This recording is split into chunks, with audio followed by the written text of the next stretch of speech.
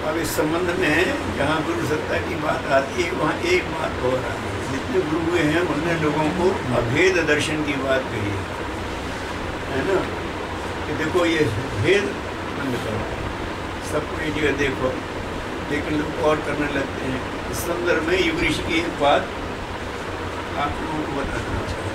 उन्होंने कहा ये जो परिवर्तन का ये महत्वपूर्ण समय है, इस समय सूक्ष्म जगत में सारी ऋषि चेतनाएँ, सबका व्यापारी शक्तियाँ सब एक रूप हो गई। गुरुदेव ने ये कहा, युग ऋषि ने ये कहा कि इस समय राष्ट्रपति शासन जैसी स्थिति लगी हुई है सूक्ष्म जगत में। सब ने अपने अलग अलग वो करके डिजाइन कर दिए और एक रुपये के काम करते हैं। तो क्या चाहते हैं? वो ये चाहते हैं कि उन्होंने हर एक ने यही कोशिश की है अपने अपने जीवन काल में कि ये लोग संकीर्णता से निकलें और दाता के लिए तरफ बढ़ें। फिर लोगों ने उनके माध्यम से अपना स्वार्थ पूरा करने के लिए उसको अलग अलग वर्ग बनाने की कोशिश की है। तो ये ऋषियों को अच्छा नहीं लगता, ये अवतारियों को, पीर पैगम्बरों को अच्छा नहीं लगता। उन्होंने तो हमेशा यही कहा है कि जो अनुशासन में चले सो अच्छा। तो अब इस समय वो सब एक होकर काम कर रहे हैं, तो भेद नहीं मान रहे। ये सब कर रहे हैं, ये हमारे मन का भेद है। हमारे मन का भेद है कि हम ये कहते हैं कि हम तो इस्लाम वाले हैं, हम तो सनातन वाले हैं। और किसी से पूछो, क्रिश्चियन से पूछो, इस्लाम से पूछो कि ये अभी पैदा हुआ है, नहीं कि वो तो जब से इंसानियत है तब से हुए, तो सभी सनातन हो गए कि नहीं हो गए? जब से इंसानियत बनी है तभी से हमारा स्वरूप चला रहा है, पुराना स्वरूप भूल गया है, इसलिए एक मिनट लगे। समय समय के हिसाब से परिस्थितियाँ बदलती रहती हैं। कहने का मतलब ये है कि हर एक ने यही प्रयास किया है कि मनुष्यता में ज़्यादा दृढ़ता से हो। इस्लाम का मतलब क्या है? शांति सलामती का धर्म है, शांति सलामती की बात करना चाहता है। और सनातन धर्म क्या करता है? सनातन धर्म आत्मीयता की बात करना चाहते हैं, आत्मवत सर्वभूतेषु कहना चाहता है, यही कहना चाहते हैं। अंतर क्या हुआ? कुछ नहीं हुआ। अपनी उन्हीं की सीखों को लेकर के अपना अहंकार पूरा करने के लिए लोगों ने अलग अलग भेद किए। इस समय राष्ट्रपति शासन जैसी स्थिति लगे सब हो गया। तो क्या है, एक प्रयोग करके देख लो। जो कर्मकांड ऋषियों ने, जो पीर पैगम्बरों ने बताए हैं, उनके पीछे मूल सिद्धांत क्या है, वो लोगे तो वो ही मिलेंगे। तो युग ऋषि ने कहा है कि जितने भी संप्रदाय बने हैं, धर्म संप्रदाय, उसमें कुछ सनातन नियम और कुछ साम्य कार्यक्रम मिले हैं। साम्य कार्यक्रम को बदलेंगे, बदलना चाहिए भी, लेकिन हम उन्हीं को प्रधान मान लेते हैं। उनके पीछे जो सनातन सूत्र हैं उसे भूल जाते हैं। अब जैसे यहाँ भारतीय उसमें कहते हैं कि उपासना के लिए स्नान जरूरी है। अरब में पैदा हुआ इस्लाम, तो उन्होंने कहा नहीं कर सकते, वजू तो कर लो, क्योंकि वहाँ पानी है ही नहीं, तो कहाँ से कर। लेकिन उद्देश्य एक अपनी जगह के पवित्र होकर उपासना करो, इबादत करना है चाहे पूजा करना, पवित्र हो, ये बात अपनी जगह ठीक है। जो जितना पवित्र हो सके करें, कोई परिस्थितियों में जहाँ हो सकता है। तो यहाँ सबकी बात ठीक हो जाती है ना। ईश्वर स्थूल भी है, सूक्ष्म भी है, लेकिन उसको किसी रूप में संकीर्णता में मत मानो। हर एक ने कहा है, स्थूल मानने और साकार वाला भी कह रहा है, निराकार भी कह रहा है। इधर देखने की जरूरत है। कहने का मतलब ये है कि चलो अपने वो उपासना के नियमों में ज़्यादा ना आए, लेकिन जनहित के कार्यों में तो सब ऋषि एक ही हैं। ये कुरीतियाँ जितनी कर रही हैं, कौन सा ऋषि चाहेगा कि हमारे बच्चे व्यसन करें? लेकिन सब परंपराओं में लोग व्यसन कर रहे हैं, भगवान का नाम लेके कर रहे हैं, उसे होकर के धोखा दे के कर रहे हैं। ऐसा मस्जिद में तो हम नहीं पीते, हम मंदिर में तो नहीं पीते। तो किसी ने कहा था जाहिद शराब पीने दे मस्जिद में बैठकर, या वो जगह बता दे जहाँ पर खुदा ना हो।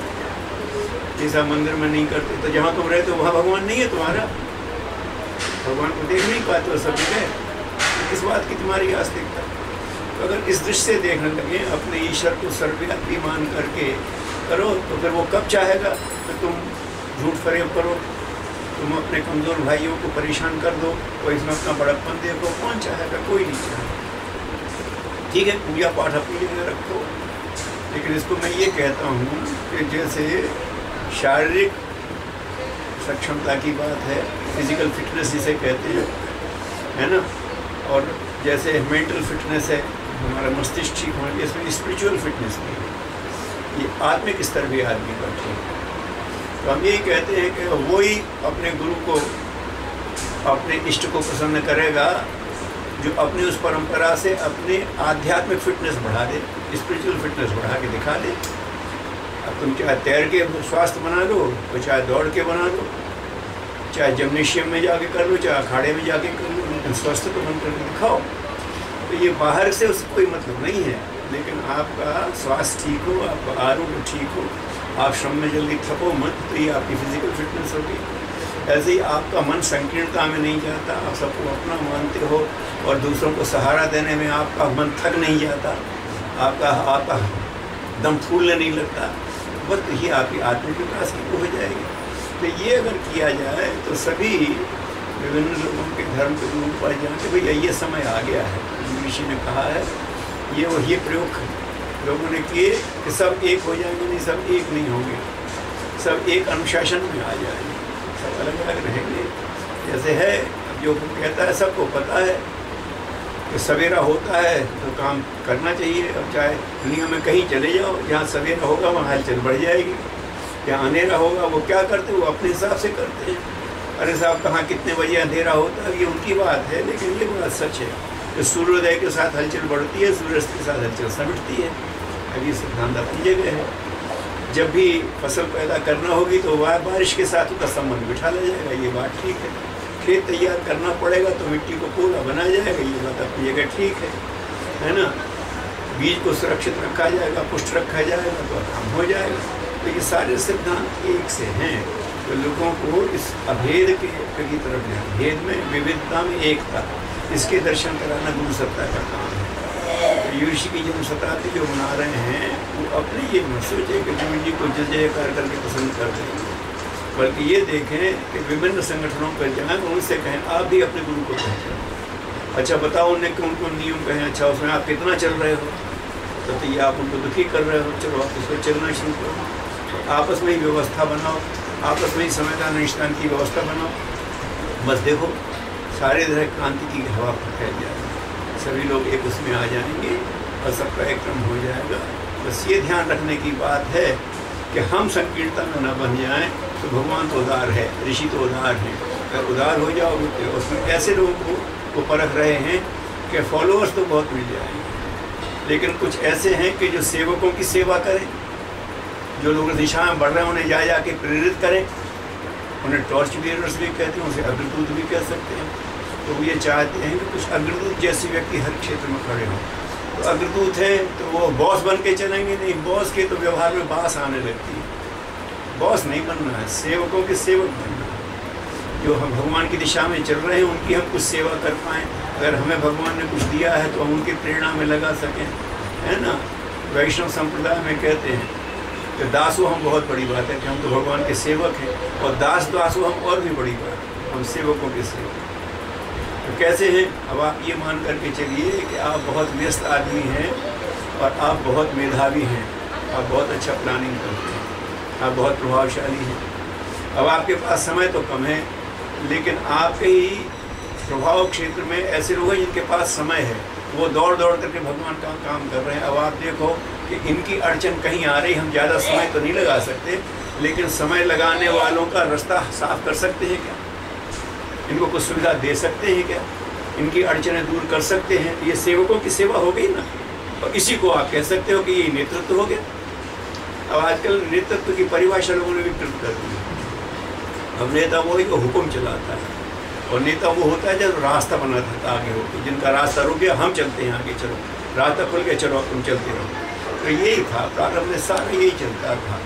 ये लोग जो जिनके पास समय था, जिनके पास शक्ति वो लगाते थे, और जो विशेषज्ञ लोग थे वो ज़्यादा समय तो नहीं लगा पाते, लेकिन अपनी विशेषज्ञता, अपनी प्रतिभा, अपना प्रभाव का ऐसा इस्तेमाल करते थे कि ये कार्यकर्ताओं का रास्ता साफ होता है।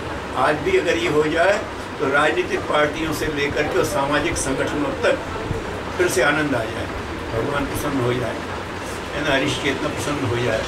क्यों, आप देख लो, जहाँ पर भी बात आई है भगवान राम ने कहा तो उनका यही था, सब अपने अपने मोर्चे पर दौड़ गए। हनुमान और अंगद यही देखते थे, किसी के कोई अड़चन हो तो वहाँ जा कर के हल करते, खड़े हो जाते थे। तो इसी के नेता और हुक्म करें, मुझसे पूछे बगैर तू वहाँ क्यों चला गया, तो युद्ध की स्थिति देख के जाएगा तो तुम्हारे कहने से जाएगा। तो उसे अपने ढंग से काम करने दो, अपने उत्साह से उसको चलने दो, उसी में कहीं कमी है तो ठीक कर दो, और उसका कोई रास्ता रुकता है तो उसे हटा दो। ऐसे अग्नितुल्यों की खोज है, इसको सूक्ष्म सत्ताओं को, ऋषि सत्ता को, परमात्मा सत्ता को, और जो इस दिशा में बढ़ेंगे तो उनका मतलब ये है कि अहंकार लेके बढ़ेंगे तो वो सांसारी हो जाएंगे, अब वो विनम्रता लेकर के बढ़ेंगे तो वो आध्यात्मिक हो जाएंगे। विनम्रता के साथ लोगों का अगर रास्ता बनाएंगे तो काम हो जाएगा। तो सबसे यही निवेदन कि ये जो बाहर की दुनिया में पदार्थ जगत में है, ये राजनीतिक की विकृतियों को देख करके प्रभावित होते हैं, ये मत करो। अरे तुम्हें उनको प्रभावित करना है, तुम इतने तेजस्वी बन जाओ कि तुम्हें देख करके वो प्रभावित हो, उनका उनसे प्रभावित होना। ये आध्यात्मिक साधना मान करके, सेवकों की सेवा मान करके जो चलेगा वो वास्तव में नेतृत्व में पहुँच जाएगा। उसको भगवान भी नेता मान लेगा, समाज भी नेता मान लेगा। और जो ये लोगों पे हावी होने के लिए चलेगा उसे भगवान भी नकार देगा और समाज भी अंततः नकार देता है। तो ये गलती ना होने दी जाए। अग्रदूतों की खोज तो है, लेकिन अग्रदूतों की उनकी खोज है जो आध्यात्मिक क्षेत्र की विनम्रता लेकर के चले। जितने महापुरुष हुए हैं उनका यही रहा, वो हमेशा उसमें करते। मैंने सुना होगा आपने कि ईसा मसीह ने अपने सारे भक्तों के पैर धोए थे, उनको आराम दिया था, क्या करते थे।